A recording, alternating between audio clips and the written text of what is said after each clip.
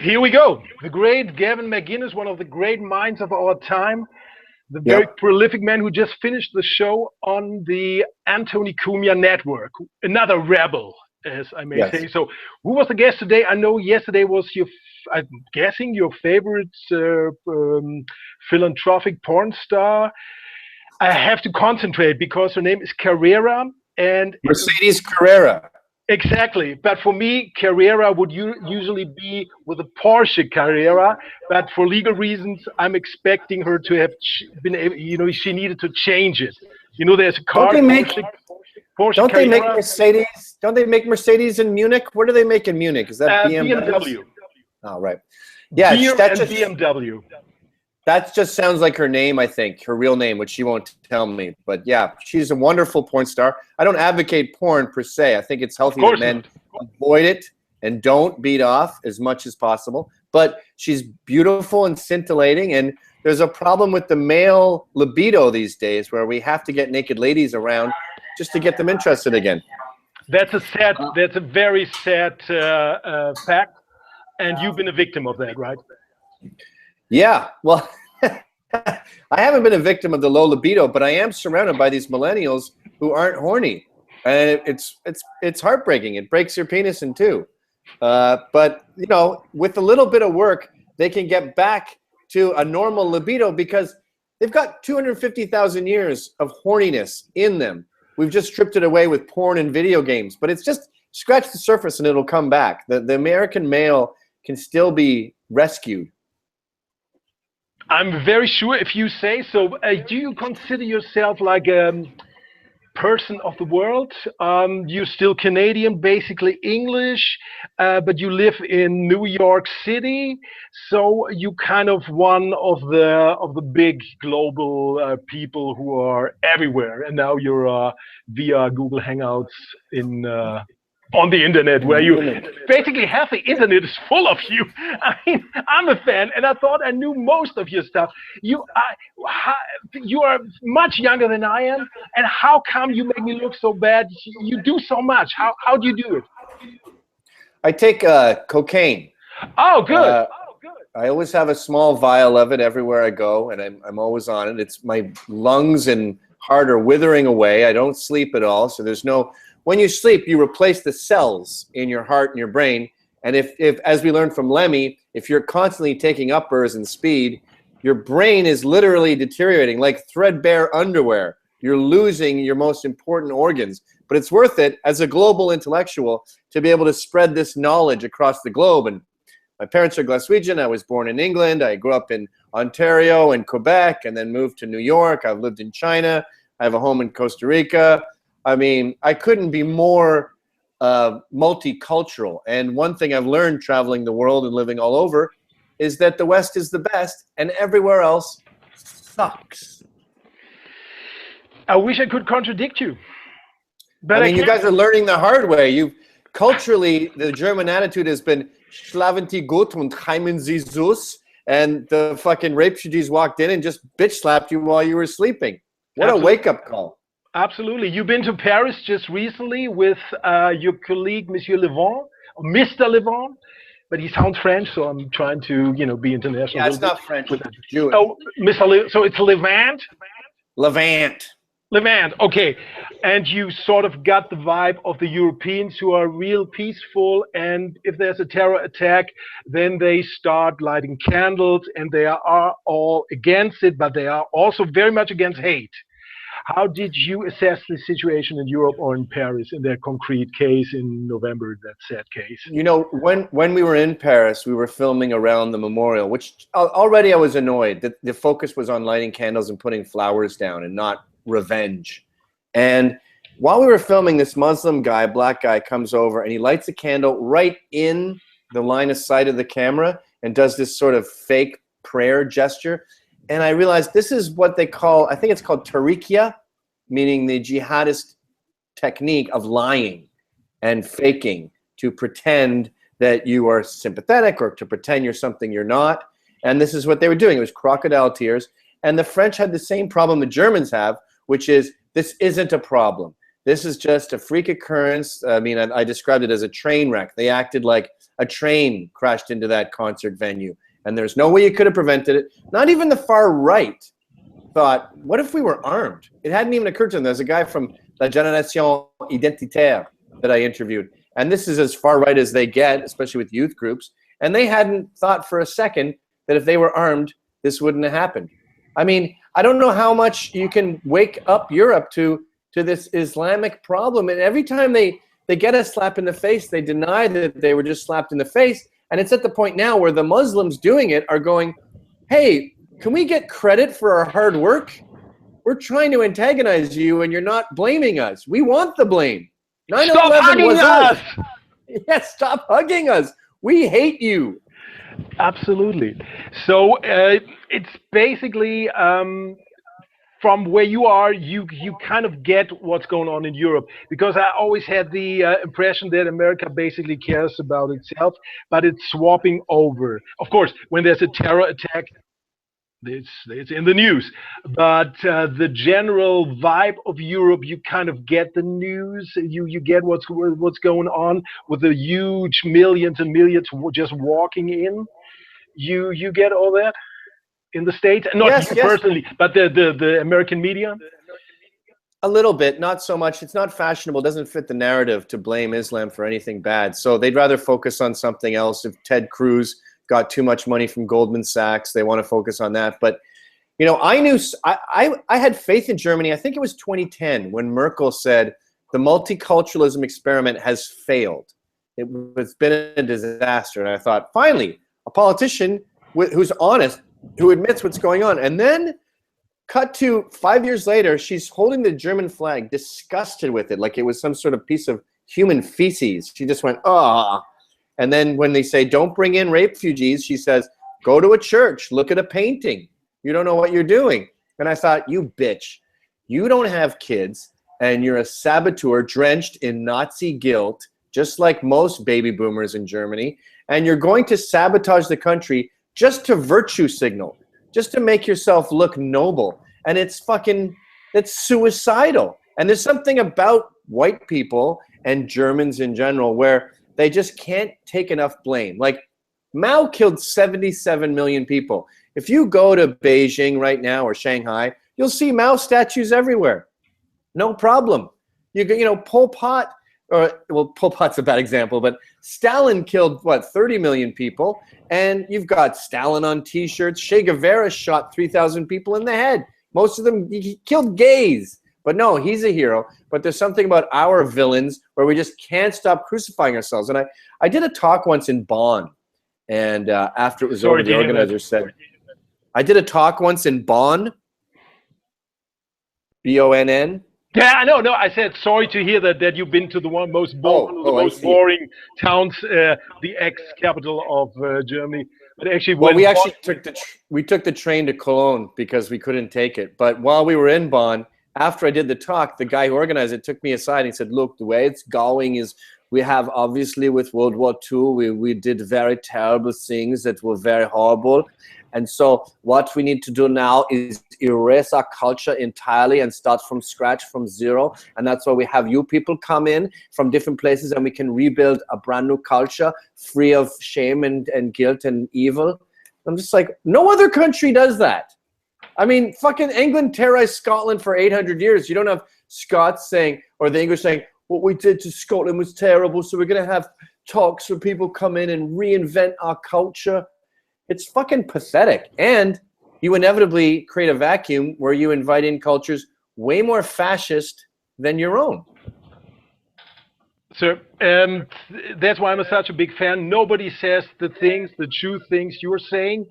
And that's why I say you're one of the great minds of our times. You are the one. But there is no person who could speak like you right here. He would be called a fascist, a neo-Nazi, on the righter than right, and he would be not constitutional. So the free speech is not happening here. Of course, it's not really interesting, but the media is basically controlled by the state. Not by the states, by the state, by the government. They don't call it that, but it is. Well, So it's literally illegal for you to say any of the things I just said. basically, yes. No, not illegal, but And that's what's, you would be cornered for saying that in a well, in public Britain, it's medium. definitely illegal. In Canada, the human rights. Oh, we got a feedback, huh? Yes, we've got a delay here, so we're talking over each other. But yeah, in Canada, the Canadian Human Rights Commission will fine you. In Britain, you can get arrested. I thought you could get arrested for hate speech in Germany. But the reason I tell Americans to care about this is we're not that far from it now. I mean, right now, the people want you to be punished for anything offensive. They want you to get fired. They harass your advertisers until you're shut down. So the people support the First Amendment being eradicated. And when the people support something, it's only a matter of time before the law follows. The culture right now is anti-free speech. So it's only a matter of time before the government follows, because it's in their favor. It's more power for them. Tell me about the situation in the States. Your fellow talk show hosts have been in trouble, but they all went rogue, so to say. Your colleague or partner, well, you do the show on his network, Anthony Cumia.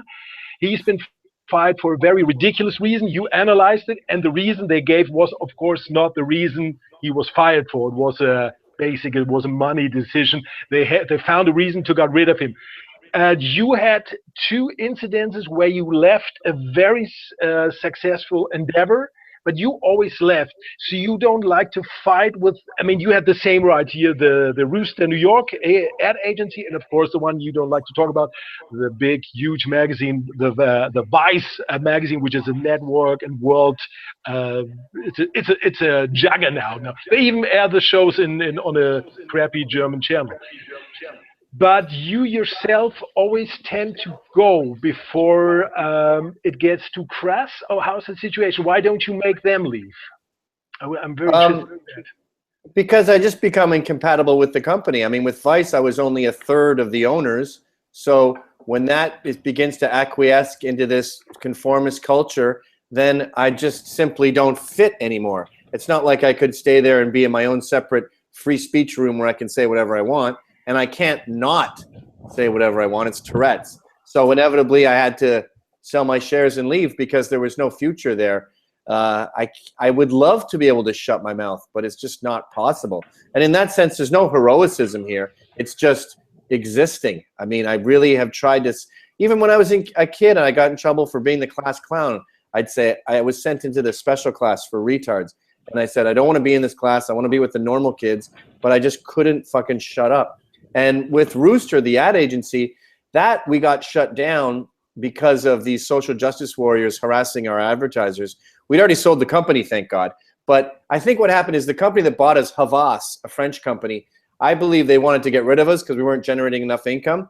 And this provided sort of a blanket that you could hide over the issue and then do nefarious deeds behind. And I think that's what political correctness has done. A few people talk about this. It's provided a shield where you can get away with murder behind the curtain. And I think with Anthony, he was making too much money. They wanted to get rid of him. He was rude one night after being attacked, and they thought, hey, we can get away with this and maintain the brand. We'll look like heroes when we dump the guy. And like Brendan Eich at Mozilla, I don't know how much he was getting paid. It was clearly a lot. And they thought, hey, there's some backlash against him. We can get rid of this guy, save a ton of money, and look like heroes. So that's the second part of this war on free speech and how dangerous it is. People use it as a tool to do nefarious deeds. You been quoted to say that your views actually haven't changed at all. You've been you called.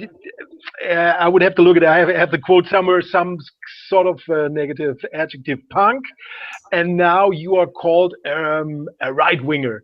But you say I haven't really changed that much. I always thought, stay the F out of my business, leave me alone. Government, you are incompetent. Let the people do what they do. Let them work. Don't stay out of our affairs. And now I feel like you sort of bowed to the cornering of yourself. I don't see yourself as anywhere right, left, this party, that party. I see you as a free-thinking guy who assesses situations by with his logical, highly developed brain, and you come out with a solution, but you're not tainted with any, you don't have to follow any leadership of some party. Is that the way it is? But you now sort of bow to being kind of right, I mean, like on the right side or conservative.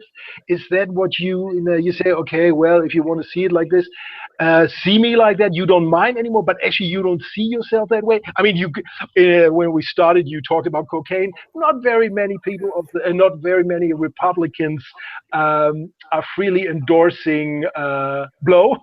And of course, they don't have the tricks you have by doing it like this, which of course I watched and I find very helpful. Yeah, I can't handle cocaine anymore, to be truthful. It's an old man's heart can't hack it. And you'll always notice, by the way, with these rock stars, and they'll always die on a Friday night.